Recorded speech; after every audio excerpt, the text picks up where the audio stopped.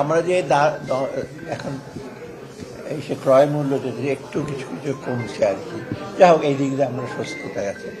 আর একটা হলো স্পেশালি আমরা চাল আমদানির জন্য এটা প্রিন্সিপাল এগ্রি করেছি আতপ চালের জন্য, কারণ চালের স্টক আছে কিন্তু আমরা একটু আনসার্টেনটি আছে, আপনারা জানেন 500 থেকে হঠাৎ বলছে চাল দেবে না, তো এটা আমরা অলরেডি অ্যাপ্রুভ করেছি।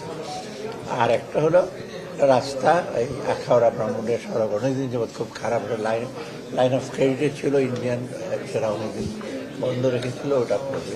এই তিনটি আমাদের মেইন আজকে।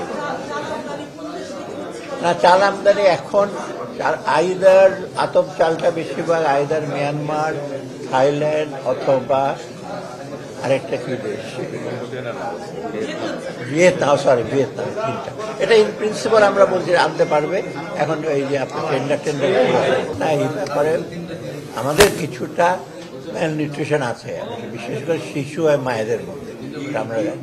আর বেশিরভাগ ম্যাল নিউট্রিশন হবে সাধারণ বেঙ্গল, আপনাদের মার্জিনাল ল্যান্ডে, পটুয়াখালী, বরগুনা এইসব জায়গায়। তবে এটার জন্য আমরা চেষ্টা করছি যথাসম্ভব। তো আমরা যেমন আমাদের ভিজিএফ এবং স্পেশাল যে আপনারা দেখবেন ট্রাকে করে দিচ্ছি, তো এবং কালকে থেকে পরশু থেকে ওদের জেলেদের ইসে বন্ধ হয়ে যাবে, তাই না? তাদের জন্য তো আমরা 20 কেজি করে আমরা চাল দেবো।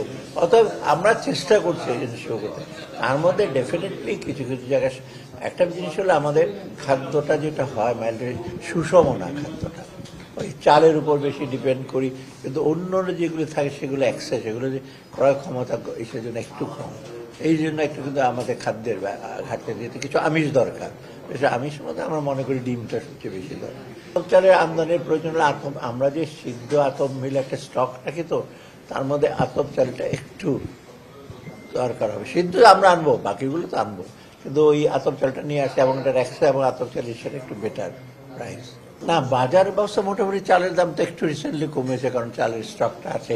ভেজিটেবল এগুলো করছে, এগুলো কিন্তু কিছুটা সিজনের ব্যাপার, শীতের আগে একটু বর্ষার সময় একটু হয়। তবু আমি মনে করি বাজারে যে মনিটরিং এবং বাজার যে মানে ব্যবসায়ীদের যে একটা ইসে আছে, পাইকারি এবং হোলসেল ব্যবসায়ী কিছুটা ওদের হাত আছে যে বাজার না কমে।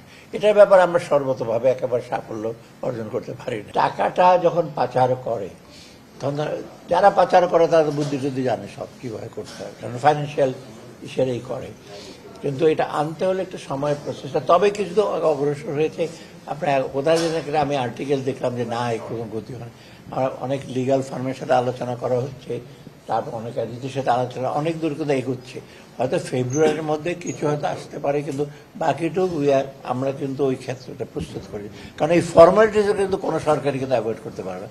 মনে করেন বললাম যে টাকা দিয়ে দাও সেন্ট্রাল ব্যাংকে, সুইস ব্যাংকে বলে দিলাম টাকা দিয়ে দাও, দেবে না তো। ওটা আপনার লিগাল ওয়েতে যেতে হবে, সেটা তো অলরেডি কিন্তু আমরা ইন এ প্লেস। আপনারা জানেন 11-12টা তো একদম হাই ইসেতে প্রায়োরিটিতে আমরা দেখছি, আর বাকিগুলো যে 200 কোটি টাকার বেশি যাদের তাদেরকেও কিন্তু ধরা হচ্ছে।